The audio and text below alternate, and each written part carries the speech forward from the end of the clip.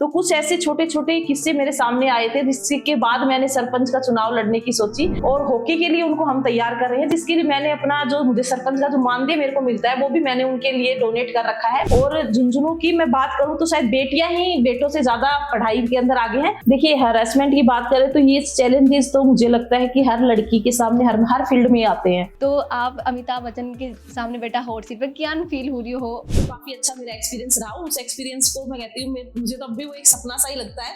आप जो दो बड़ा मंच पे गया, जब आप पूरी राजस्थानी ड्रेस पहन के गया।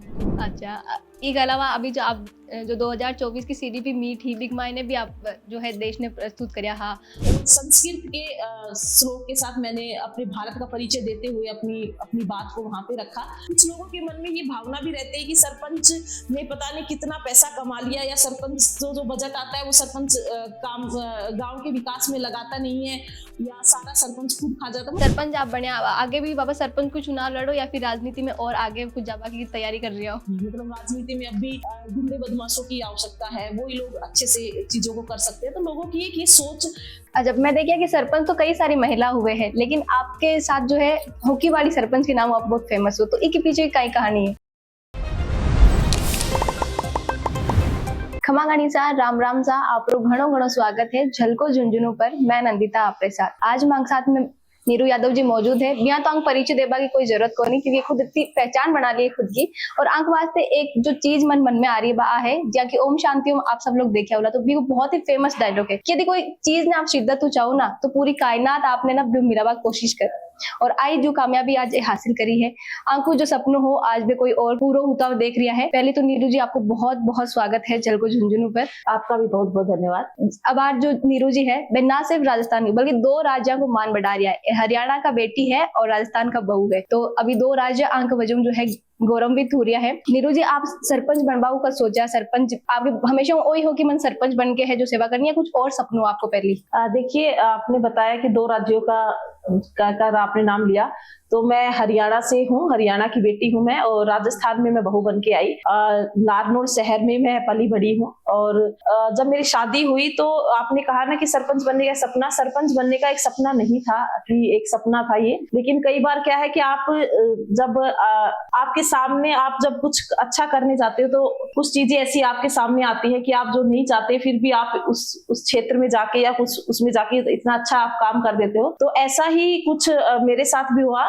मेरी एजुकेशन जो है एमएससी मैंने मैथमेटिक्स में किया, उसके बाद बीएड किया। तो एजुकेशन लाइन में जाने का, क्योंकि मम्मी पापा का भी यही एक सपना था कि एजुकेशन लाइन के अंदर बच्चों को जाना है, और उसी तरीके से सब तैयारी की थी। लेकिन जब शादी मेरी हुई राजस्थान के गाँव में, मेरी पंचायत का नाम जो लांबी अहीर है, वहां पर जब मैं शादी करके आई थी, जब मेरा जो पहला इंटरेक्शन गाँव में के साथ हुआ वो शादी के बाद ही हुआ। और उस समय मैंने देखा कि गाँव में कैसे छोटी छोटी चीजों के लिए महिलाओं को बड़ा सफर करना पड़ता है, या अपनी मुद्दों को वो अच्छी तरह से या प्रखरता से नहीं रख पाती हैं, बता नहीं पाती हैं अपनी चीजों के बारे में। और एक सरपंच का कितना दायित्व होता है गांव में, कितनी अहम भूमिका एक सरपंच की होती है, ये मैंने शादी के बाद गांव में आने के बाद ये चीजें मैंने देखी। और उस समय मैंने ये डिसाइड किया कि मेरे को भी सरपंच का जो है चुनाव लड़ना चाहिए, और अपने गाँव में रहते हुए गाँव की महिलाओं के लिए कुछ अच्छा करने में आत्मविश्वास उनके अंदर भरना चाहिए। तो कुछ ऐसे छोटे छोटे किस्से मेरे सामने आए थे, जिसके बाद मैंने सरपंच का चुनाव लड़ने की सोची और अपनी इच्छा जो है वो अपने परिवार वालों के सामने बताई। और इसमें मेरे परिवार में ने मेरा काफी सपोर्ट किया। अगर परिवार का, फैमिली का साथ नहीं होता और जनता का जो प्रेम, जो गांव वालों का, जैसे मेरी पंचायत में 3 गांव आते हैं, लांबी अहीर, कानसिंहपुरा और सहड गांव आता है, अगर उन लोगों का साथ और उन लोगों का विश्वास नहीं होता तो शायद मैं सरपंच नहीं बन पाती। और उन्होंने काफी सपोर्ट मुझे किया, और आज मैं अपनी पंचायत की सरपंच हूँ। जब मैं देखिए कि सरपंच तो कई सारी महिला हुए हैं, लेकिन आपके साथ जो है हॉकी वाली सरपंच के नाम आप बहुत फेमस हो, तो इसके पीछे कई कहानी है? देखिए, कहानी ये है इसके पीछे कि मैं हरियाणा प्रदेश से आती हूँ, तो वहां पर खेलों का बड़ा ही महत्व है, और मेरी खुद की भी बड़ी इच्छा थी स्पोर्ट्स में जाने की। तो उस चीज को देखते हुए जब मैंने ये देखा कि मेरी पंचायत में कुछ बहुत सी लड़कियां हैं जिनके अंदर प्रतिभाएं हैं, लेकिन उनको सपोर्ट एक नहीं मिल पा रहा, जिस वजह से वो प्रतिभाएं घर के अंदर बैठ गई हैं। तो उसको देखते हुए फिर मैंने अपनी पंचायत में, मेरे पंचायत में कुछ लड़कियां जिनको हॉकी का बड़ा शौक है खेलने का, और जो स्कूल टाइम में खेली भी है, लेकिन उन्हें बाद में वो सुविधाएं उपलब्ध नहीं हो पाई, जिसकी वजह से वो टैलेंट जो है उनका वहीं पर दब गया। तो उसको देखते हुए फिर मैंने उनकी टैलेंट जो है लड़कियों के अंदर, वो आत्मविश्वास की एक कमी की वजह से मान लो, या फिर वो नहीं खेल पा रही हैं, तो उनको सपोर्ट करने के लिए मैंने ये शुरुआत की। उनको ग्राउंड तक मैं लेके आई लड़कियों को, और हॉकी के लिए उनको हम तैयार कर रहे हैं, जिसके लिए मैंने अपना जो मुझे सरपंच का जो मानदेय मेरे को मिलता है वो भी मैंने उनके लिए डोनेट कर रखा है। मैं अपना जो मानदेय है उन बच्चियों के ऊपर ही खर्च करती हूँ उनको ट्रेंड करने में, और उसके लिए हमने एक कोच भी रखा हुआ है। और साथ ही साथ मेरा मोटिव ये है कि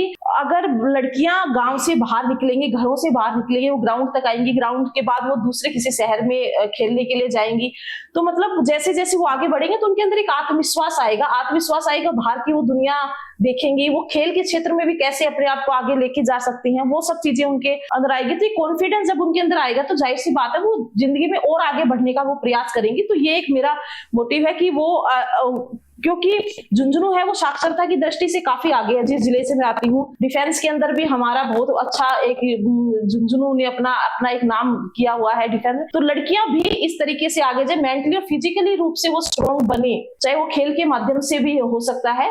तो उस चीज को ध्यान में रखते हुए मैं ये काम कर रही हूँ। तो लड़कियों को हम स्पोर्ट्स में तैयार कर रहे हैं। बिल्कुल जी, ये बताया कि गांव में कई सारी प्रतिभाएं हैं, बस जरूरत है तो बान तलाश बाकी, जरूरत है तो बान सामने ला बाकी। और नीरू जी वही काम कर रही है, स्पेशली लड़कियां वास्ते जो काम कर रही है। नीरू जी अगर राजस्थान में अब तो भी पढ़ावा लागा लड़कियां ने बेटियां ने, पहले यू माइंडसेट रहते सबको कि बेटी होगी तो 8वीं तक पढ़ा लो, 10वीं तक पढ़ा लो, फिर तो कहीं चूल्हा चौका ही करना है। तो आपकी बड़ी हरियाणा साइड में भी यानी कि ही, या फिर आपने हमेशा जो है आगे खेल के प्रति आपने जागरूकता आपका परिवार वाला करता रिया हा, या पढ़ाई के प्रति जागरूकता बढ़ाता रिया हा? देखिए मैं अगर अपनी फैमिली की बात करूं तो हमारी फैमिली में मेरे मम्मी पापा भी दोनों टीचर हैं, और पीएचडी अभी मेरी चल रही है। तो हमें कभी भी ऐसे एजुकेशन को लेके स्ट्रगल नहीं करना पड़ा कि बेटियां हैं तो इनको नहीं पढ़ाना, या फिर ऐसा कोई माइंडसेट नहीं था। और जब शादी करके मैं गांव के अंदर आई तो मैंने आपको पहले भी बताया कि झुंझुनू जिस क्षेत्र से मैं आती हूँ, झुंझुनू डिस्ट्रिक्ट से, साक्षरता की दृष्टि में काफी आगे है वो। और झुंझुनू की मैं बात करूँ तो शायद बेटियां ही बेटों से ज्यादा पढ़ाई के अंदर आगे हैं। तो साक्षरता की में ऐसा नहीं है कि कहीं कहीं पर थोड़ा बहुत ऐसा भेदभाव मिल जाता है, शायद वो फाइनेंशियली अगर परिवार स्ट्रॉन्ग नहीं है तो ये सोच ले कि हमें बेटे को ज्यादा उसकी एजुकेशन पे ध्यान देना चाहिए, बेटियों पे कम। तो ऐसे कुछ थोड़े बहुत ऐसे मिलते हैं। लेकिन अपनी पंचायत की अगर मैं बात करूं तो हम लोग हमारे, अगर आप गवर्नमेंट स्कूल में भी अगर आप जाके करके देखेंगे तो शायद लड़कियों की परफॉर्मेंस लड़कों से ज्यादा अच्छी मिलती है। और हम भी अपनी पंचायत में विशेष तौर पे ध्यान रखते हैं कि कोई लड़की किसी भी कारणवश जो है वो ड्रॉप आउट ना करे, कि भी उनको बाहर पढ़ने जाने में या कोई दिक्कत आ रही है, तो इस चीज के ऊपर भी हम लोग ध्यान देते हैं। बाकी अगर लड़कियों की साक्षरता की बात करें तो अभी समय बदल गया है, ये चीजें पहले थी, पर अभी पेरेंट्स भी बेटियों को ज्यादा से ज्यादा आगे बढ़ा रहे हैं। बिल्कुल नीरू जी, मैं एक लड़की हूँ, लड़की हूँ, मन ये लगे कि जब लड़कियां पर ध्यान देवे, बाकी एजुकेशन पर ध्यान देवे और मन सपोर्ट मिले अगर परिवार की तरफ हूँ,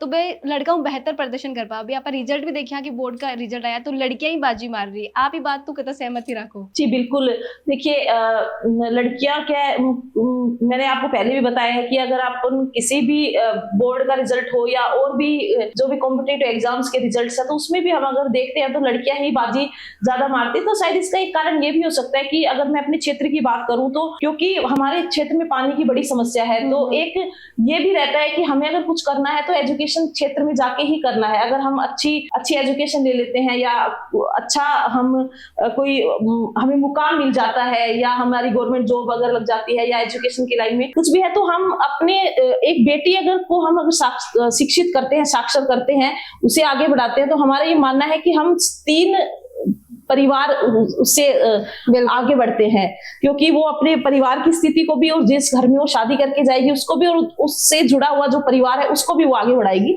तो ये वाली एक चीज होती है। और लड़कियों के अंदर जाहिर सी बात है कि हमें जिंदगी में मुश्किलें तो बहुत ज्यादा मिलती है लेकिन मौके बहुत कम मिलते हैं। तो एक ये वाली बात भी बच्चियों के दिमाग में रहती है, महिलाओं के दिमाग में रहती है कि हमें ये मौका मिला है तो क्यों ना हम आगे बढ़े।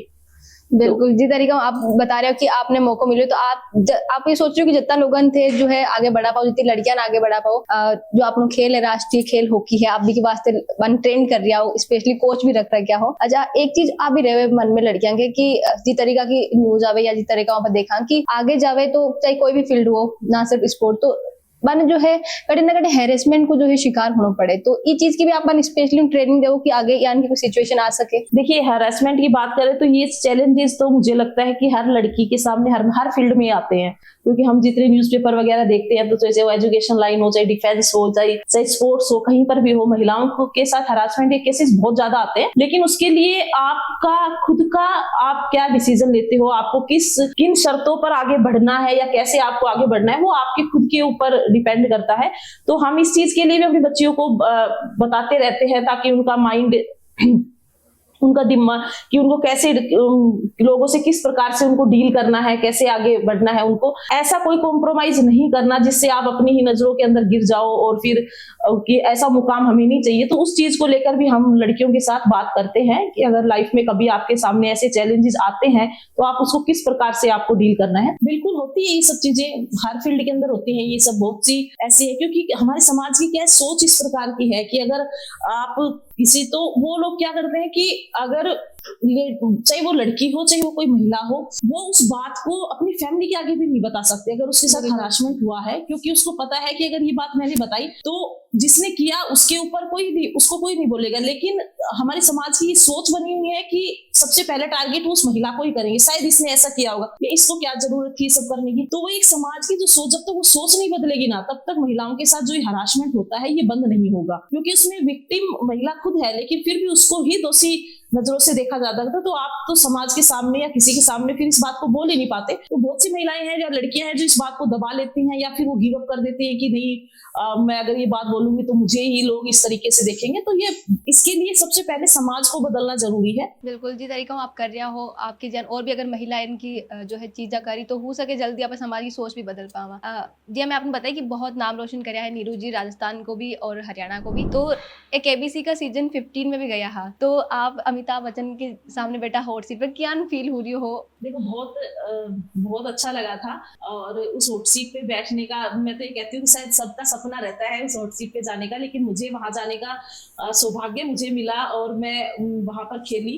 तो उसके लिए सबसे तो पहले तो धन्यवाद अपने तीनों गांव के लोगों को, और मैंने जो ग्राउंड पर जो काम किए उन कामों को इतना अप्रिसिएशन मिला कि मुझे उस हॉट सीट पे जाकर के खेलने का मौका मेरे को मिला। तो काफी अच्छा मेरा एक्सपीरियंस रहा। उस एक्सपीरियंस को मैं कहती हूँ, मुझे तो अब भी वो एक सपना सा ही लगता है और कभी भूलना नहीं चाहूंगी मैं उस पल को। हमेशा लाइफ टाइम मेरी मेमोरी के अंदर वो रहेगा। और काफी अच्छा एक्सपीरियंस रहा। मेरे साथ मेरी पंचायत की लड़कियां भी गई और केबीसी पर, तो उनके लिए भी एक्सपीरियंस काफी अच्छा रहा। उन्होंने भी बाहर निकल के मुंबई जैसी महानगरी को देखा, तो काफी कॉन्फिडेंस उन लोगों के अंदर भी आया कि उन्हें भी और ज्यादा मेहनत आगे अपनी उसमें करनी चाहिए। तो ये मेरे लिए काफी अच्छा सफर रहा। अच्छा, पहली बार आपने केबीसी में फोन आयो तो क्या उनको महसूस हुई हो?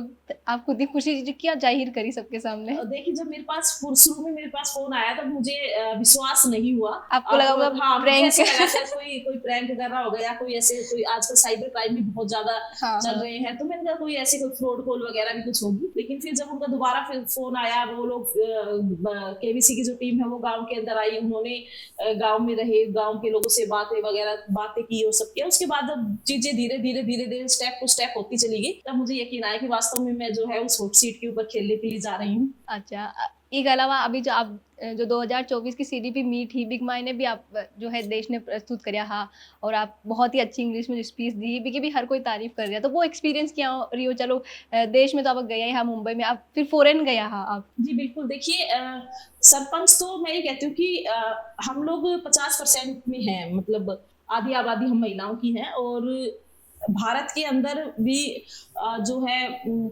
बहुत सारी महिला सरपंच हैं जो काम कर रही हैं, लेकिन भारत को रिप्रेजेंट करना यूएन के अंदर जाकर के, मैं ये कहती हूँ कि बहुत बड़ी अपॉर्चुनिटी मैं अपने लिए मानती हूँ ये। और मेरे साथ साथ और भी जितनी भी महिला सरपंच है उन सबके लिए, क्योंकि अगर ऐसे प्लेटफॉर्म हम महिला सरपंचों को जो मिलेंगे तो जाहिर सी बात है जो महिलाएं और अपने क्षेत्र में काम कर रही हैं वो और आगे आकर के काम करेंगी। और मेरा जो ये एक्सपीरियंस रहा, ये बहुत ही अच्छा एक्सपीरियंस रहा।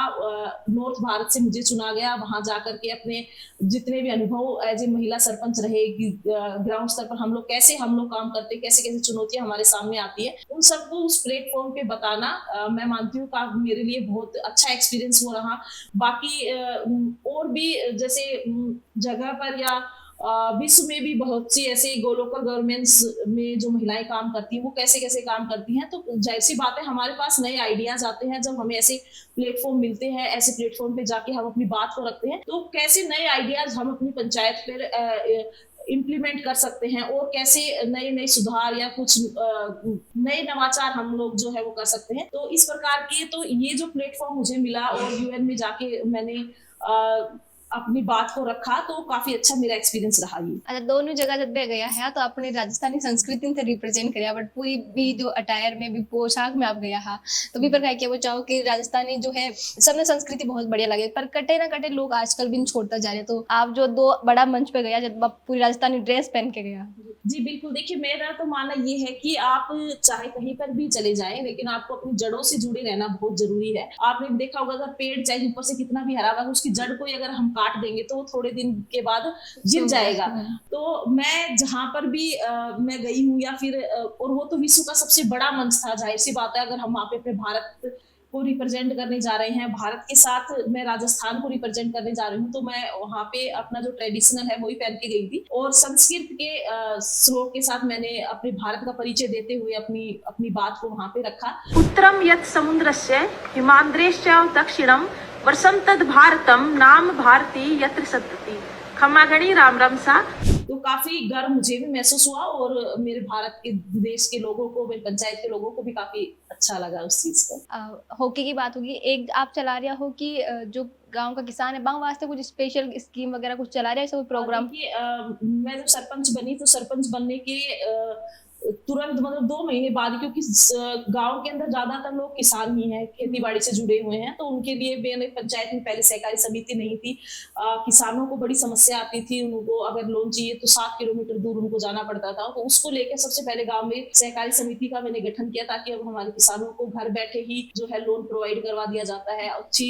उसके बाद हमने एक एफपीओ का अपने पंचायत ब्लॉक स्तर पर गठन किया, सच्ची सहेली महिला एग्रो प्राइवेट लिमिटेड का, जिसमें किसानों को कम बाजार से कम रेट के ऊपर अच्छी क्वालिटी के जो बीज हैं, खाद है, वो हम लोग प्रोवाइड करवा सके और किसानों की जो को सशक्त हम लोग कर सके, उसको लेकर के हमने जो है अपनी पंचायत के अंदर काम किया। मतलब एफपीओ के तहत बन जो है मार्केट टू कम रेट में आप बीज वगैरह अच्छी क्वालिटी का प्रोवाइड करवा दो। जी बिल्कुल।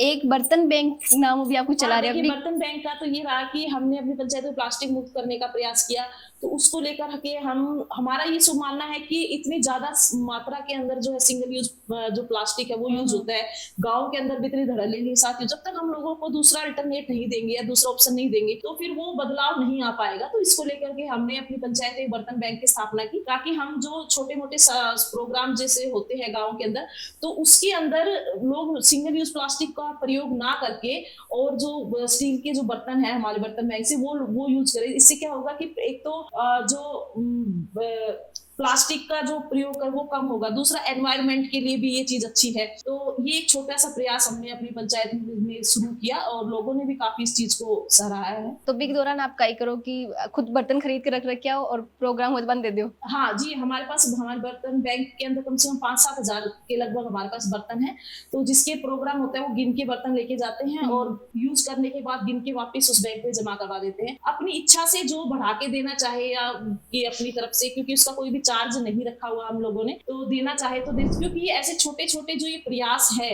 ये, क्योंकि देखिए बदलाव कोई भी है वो एकदम से बहुत जल्दी नहीं होता है, उसके लिए हमें छोटे छोटे प्रयास करने पड़ते हैं। तो हमने एक छोटा सा प्रयास किया। अगर हर गांव के अंदर, आपके चैनल के माध्यम से मैं ये कहना चाहती हूँ कि अगर हर गांव इस बर्तन बैंक के कॉन्सेप्ट को अपनाता है तो काफी हद तक हम जो है ये प्लास्टिक से अपने गाँव को मुक्त कर सकते हैं, क्योंकि खेतों के अंदर ही प्लास्टिक फिर बाद में गिरता उड़ता फिरता है और हमारा जो गोवंश है अगर वो भी खाता है तो उसको भी जो है नुकसान होता है। तो हर गांव अगर छोटे छोटे प्रयास ऐसे करे तो काफी हद तक हम चीजों में बदलाव ला सकते हैं। नीरू जी थे हॉकी के वास्ते लड़कियां जब प्रेरित करवाने गया तो यह हुआ ना कि गांव में यह हुआ कि मम्मियां मना कर दिया करे, अक्सर वो देखे जावे कि काई करी पढ़ लिख के काई करी खेल कोई उम्र है कि थारी तू घर को काम कर, चौका चूल्हा संभाल, तो इनको आपने कोई देखभाल मिलो जब आपकी कोई मम्मी थोड़ी सी बहस वगैरह हुई कि आप कह रहे हो भाई खिलाओ और मैं कह रहे कि नहीं कौन खिलावा? जी देखो, होती है ये चीजें। बहुत सारी मैंने पहले भी आपको बताया है कि बहुत मुश्किल है महिलाओं को आगे बढ़ाना, लड़कियों को बाहर लाना। तो मेरे सामने काफी ये चैलेंजेस काफी आए हैं और अब भी होते हैं। बहुत से पेरेंट्स हैं जिनकी बेटियां खेलना चाहते हैं लेकिन उन लोग नहीं भेजती, लेकिन हमारा प्रयास जारी है, हम तो मनाते रहते हैं। लेकिन जो लड़कियां आती हैं खेलने के लिए उनके पेरेंट्स को भी मनाया। बहुत सी परिवार तो ऐसे हैं जो काफी सपोर्ट भी करते हैं, मना नहीं करते हैं। लेकिन ये चीजें तो मुझे लगता है कि शायद चलती रहेंगी क्योंकि चीजों को बदलने में काफी समय लग जाता है। बिल्कुल। शुरुआत में कत्ती जो लड़कियां ही आपके साथ खेल बनाई पहली बार जब आप मुहिम की शुरुआत करी तो कत्ती लड़कियां आपके साथ जुड़ी पहली बार में? देखिए, हमने धीरे धीरे करके सबको जोड़ा है। मैं ये नहीं कहती कि एक साथ ही बहुत ज्यादा जुड़ गए, लेकिन हाँ 5 जुड़ी, फिर उसके बाद वो 7 हो गई, फिर 10 हुई, फिर 15 हुई, तो ऐसे धीरे धीरे करके अभी कत्ती लड़कियां हैं जो आपकी जो कोच आप हायर करे अब अंडर में खेल रही है, प्रैक्टिस कर रही है? अभी हमारे पास 20-25 लड़कियां हैं जो प्रैक्टिस कर रही हैं। अच्छा, बिल्कुल। अब और भी जो है आगे हो सके बंद देख के इंस्पायर हुए लोग हाँ, और बिल्कुल। भेजे। इसके अलावा आप अभी देखिए कि गर्मी बहुत ज्यादा हो रही है तो लोगों ने गर्मी रिलेटेड कोई आप मैसेज देना चाहो? क्योंकि आप देखकर लगातार जो है ग्लोबल वार्मिंग बढ़ रही है। प्लास्टिक को आप एक यूज बताइए, प्लास्टिक की यूज आप ज्यादा कर रही है, अब वो भी कटे न कटे खतरनाक ही है। देखिए, गर्मी तो पिछले साल से इस साल ज्यादा है, इस साल से अगले साल ज्यादा होगी, लेकिन कोई भी समस्या है उस समस्या शुरू कहाँ से हुई, मेरा ये मानना है कि हम लोग समस्या को लेकर के उसके बारे में तो कहते रहते हैं कि भाई ये समस्या है, बहुत गर्मी में, लेकिन वो समस्या शुरू कहाँ से हुई, उस समस्या की जड़ तक हम पहुंचने का प्रयास नहीं करते। मैंने अपनी पंचायत में मेरा पेड़ मेरा दोस्त करके एक मुहिम चलाई जिसमें हमने 21,000 पेड़ वितरित किए गए सरकारी स्कूल के बच्चों को, और उनको उसके संरक्षण की हमने जिम्मेदारी दी। दूसरा, हमने अपनी पंचायत के अंदर जैसे कन्यादान में लड़की का जो कन्यादान करते हैं उसमें मैं पंचायत में लड़की के हाथ से जिस बच्ची की शादी है उसको कन्यादान में हम पेड़ देते हैं, पेड़ उससे लगवाते हैं। नव दंपत्ति जो है उससे हम मुंह दिखाई के अंदर उससे भी हम नव दंपत्ति से पेड़ लगाते हैं ताकि उनको भावनात्मक रूप से उस पेड़ से जुड़ाव हो जाए और वो उस पेड़ को पाले। तो आज मैं तो ये कहती हूँ कि आपके चैनल के माध्यम से जो सबसे बड़ा मुद्दा है वो पर्यावरण का मुद्दा है सबसे बड़ा, और मुझे लगता है सब मुद्दे जो है वो सेकेंडरी आते हैं आज अगर आप मान के चले, लेकिन लोगों का उसके प्रति लोग पेड़ तो लगा देते हैं लेकिन उसका संरक्षण नहीं करते। पेड़ लगाना ही हमारी ड्यूटी नहीं है, उसको पालना भी हमारी ड्यूटी है। एक अलावा एक हुए कि सरपंच बहुत सारी उम्मीदें रहे गांव में लोगों लगे कि इस माँ को जो सुनबाड़ो सरपंच ही है, तो अभी एक अब सीरीज चला रखी है जिसमें आप अधिकार बता रहे हो सरपंच का बंग पास में कितनी का पावर हुए बा बता रहे हो, तो भी के पीछे का वजह है कि आपने उसे बताना पड़ रही है लोगों ने कि भाई मार्कन जो इतना ही अधिकार है। देखिए, सरपंच का मैंने आपको पहले ही बताया था कि गांव के अंदर बड़ा एक महत्वपूर्ण पद होता है गांव में सरपंच का, और लोगों की उम्मीदें भी जब आप सरपंच बन जाते हो तो लोगों की उम्मीदें भी बढ़ जाती है। जब मैं सरपंच बनी थी और तो मुझे लगा कि मैं ये काम भी कर दूंगी, मैं वो काम भी कर दूंगी, तो इस टाइप का था। लेकिन सरपंच बनने के बाद आपको पता चलता है कि आपके पास कितने अधिकार हैं, आप किस लेवल तक जाकर के काम कर सकते हो, आपके पास कितना बजट आता है, बहुत सारे चैलेंजेस आपके सामने आते हैं, लेकिन लोगों की गाँव के लोगों की उम्मीदें होती है कि सरपंच सब कुछ अवेलेबल करवा दे। तो उसको करके मैंने एक सीरीज चलाई सरपंच सीरीज, लोगों को जागरूक कि हमारे पास कितने अधिकार है। कुछ लोगों के मन में ये भावना भी रहती है कि सरपंच ने पता नहीं कितना पैसा कमा लिया, या सरपंच जो बजट आता है वो सरपंच काम गांव के विकास में लगाता नहीं है, या सारा सरपंच खुद खा जाता है। मतलब इस टाइप के लोगों के अंदर, तो लोगों को जागरूक करने के लिए सरपंच सीरीज मैंने चलाई, क्योंकि हम जो काम कर, क्योंकि अब चीजें देखिए ऑनलाइन हो गई हैं, हर सभी हम लोग जो ग्राम पंचायत डेवलपमेंट प्लान भी बनाते हैं वो भी हमें जो है ऑनलाइन करना पड़ता है। तो आप वहां जाकर के देख सकते हो कि हमने उसमें क्या क्या लिया है, या एफएफसी का जो फंड आता है या एसएफसी का जो फंड आता है वो हमारे पास कितना आया है, कैसे ई ग्राम स्वराज पोर्टल है उस पर जाकर के भैया आप वो चीजें देख सकते हो। तो इस प्रकार से लोगों को अवेयर करना कि हमारे काम में कितनी ट्रांसपेरेंसी है, कैसे हम लोग काम कर रहे हैं, कितना कर रहे हैं, कहाँ से बजट आ रहा है, कैसे आ रहा है, तो वो लोगों को पता होना चाहिए हमारे क्या क्या, हम किस लेवल तक काम कर सकते हैं और कितना काम कर सकते हैं हम लोग। तो उसको लेकर के वो सरपंच सीरीज मैंने चलाई है। सरपंच आप बने, आगे भी बाबा सरपंच को चुनाव लड़ो या फिर राजनीति में और आगे कुछ जावा की तैयारी कर रही हो? देखिए, अभी तो मेरा सिर्फ जो समय बचा है उसमें यही है कि मैं अपने गांव की सेवा करूं, अपने गांव के विकास के जो और भी मेरे जो काम है मैं उनको पूरा करूं। अभी तक तो मेरा सिर्फ यही है, और अगर मेरे को फिर भी वापस अगर मौका मिलता है तो मैं दोबारा सरपंच ही बनना चाहूंगी, क्योंकि आप जहाँ आप रहते हैं अपने अपने लोगों के बीच में आप रहते हैं, तो उन लोगों के लिए आप कितना कुछ कर सकते हो, तो और उनके लिए जब काम करके जो सुकून मिलता है वो मैं कहती हूँ बहुत ज्यादा आपके आत्मविश्वास को भी बढ़ाता है वो। तो अगर मेरे को दोबारा मौका मिलता है तो मैं वापस से सरपंच का ही चुनाव लड़ना चाहूंगी।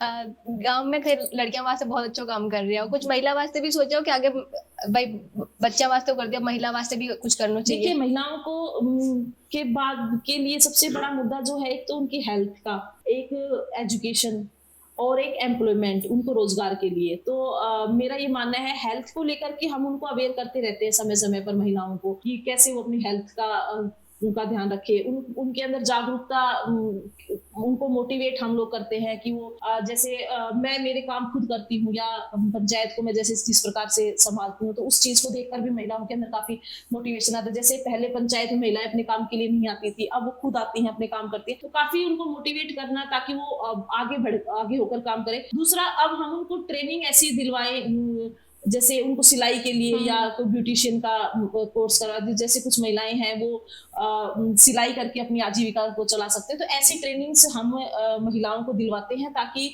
वो अपने घर पर ही अपना कोई छोटा मोटा काम जो है वो शुरू कर सके। और थोड़ी फाइनेंशियली अगर वो स्ट्रॉन्ग होगी, तो जो उनकी बैंक से लोन वगैरह अगर दिलवाने हो, कोई अपना काम करना चाहे, तो उनको हम लोग मोटिवेट करते हैं। तो ऐसे कार्य मुझे लगता है सभी सरपंचों को अपने गाँव के अंदर करना चाहिए, महिलाओं को मोटिवेट करना चाहिए, ताकि वो फाइनेंशियली भी थोड़ी स्ट्रॉन्ग हो, तो अपने डिसीजंस वो ले सकें। 2020 में आप लांबी अहिर ग्राम पंचायत का सरपंच बने, हाँ भी हूँ, लेकिन अभी तक आप जो पूरी आपकी जर्नी बताई ही, एक मायने सबसे ज्यादा आपने समस्या को जो है सामना कद करना पड़ी, सबसे ज्यादा टिपिकल आप जो कहना ना बस सिचुएशन कद रही है आपके लिए। देखिए, समस्याएं तो बहुत सारी आती हैं, क्योंकि आप एक महिला सरपंच के तौर पे आप काम करते हो, तो जाहिर सी बात है, शुरू शुरू में लोगों को आपको एक्सेप्ट करने में भी थोड़ा सा समय लग जाता है। और अगर मैं एक वाकया बताऊं, जिस समय मैं सरपंच के लिए मैं अपने लिए वोट मांग रही थी, उस समय भी मेरे को किसी एक बहुत पढ़े लिखे आदमी ने भी मेरे को इस तरीके से कहा कि कि हम मतलब तुझे क्या जरूरत है सरपंच बनने की। मतलब लोगों की सोच है कि आप अगर ज्यादा पढ़े लिखे हो, तो आपको क्या जरूरत है राजनीति में आने की। मतलब राजनीति में अब भी गुंडे बदमाशों की आवश्यकता है, वो ही लोग अच्छे से चीजों को कर सकते हैं। तो लोगों की एक ये सोच जो पुरानी चली आ रही है, तो इस सोच का भी मैंने सामना किया। मुझे कुछ लोगों ने, कुछ पढ़े लिखे लोगों ने इस तरीके की बात की, तो मेरे मोरल को डाउन करने के लिए उस समय, तो ऐसी चीजें भी मैंने तो फेस की हैं। उसके बाद सरपंच बनने के बाद भी काफी लोगों को ये लगा कि जो राजनीतिक फैसले वो उनके परिवार के पुरुषों को ही लेने चाहिए, या इनको ही काम करना चाहिए। तो ये सब चीजें मेरे सामने काफी आई हैं। और भी जैसे कई बार आप कोई काम ऐसा है पंचायत का, जो तो कभी किसी के रात को 10 बजे अगर फोन आ गए, या 11 बजे फोन आ गए, तो कि आप यहाँ पे या कोई झगड़ा हो गया है, या तो हाँ, तो ऐसी चैलेंजेस एक महिला सरपंच के सामने आ जाते हैं। तो फिर उस समय वो सोचती है कि कैसे रात को 11 बजे आप जाओ, तो वो फिर फैमिली में से, परिवार में से, तो इस प्रकार के चैलेंजेस आते हैं हमारे सामने।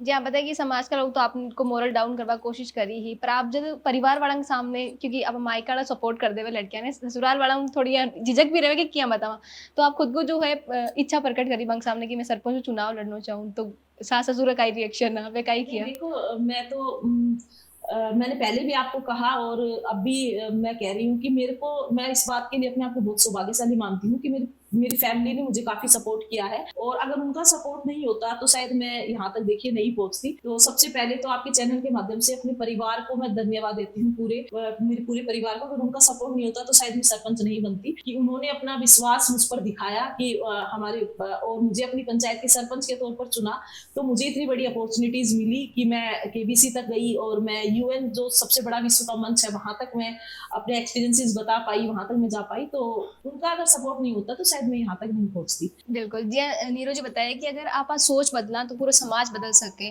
और जो लड़कियां आगे बढ़ावा की कोशिश कर रही है, जो खुद का प्रयास दिखा रहा है, मेरी कोशिश अगर हर कोई करे, तो अपना जो अब महिला जो आगे आपके देश की आधी आबादी है, बाबी कठे ना कठे आगे बढ़ी, और महिला आगे बढ़े तो बताया भी हाँ कि 3 परिवार ने एक साथ शिक्षित करवा की शक्ति जो है एक महिला के अंदर है, तो आप धीरे धीरे पूरे समाज में सुधार सका। नीरू जी, बहुत बहुत धन्यवाद कि आप खुद को एक्सपीरियंस शेयर करिए, की तरीका जो है एक लड़की होके की तरीके की समस्याओं को सामना करना पड़े, और विपरीत परिस्थितियों में की तरीकों में डील करना चाहिए। आपको बहुत बहुत धन्यवाद। जता भी दर्शक वो वीडियो देखा है, कमेंट करके जरूर बताइए कि आपने नीरू जी के बारे में जो एक काम कर दिया विज्ञान का लगे, और वो वीडियो ज्ञान को लगे हुए वीडियो ज्यादा लाइक करो, शेयर करो, खमा गणिसा बनाए रखो, झलको पर प्यार और विश्वास।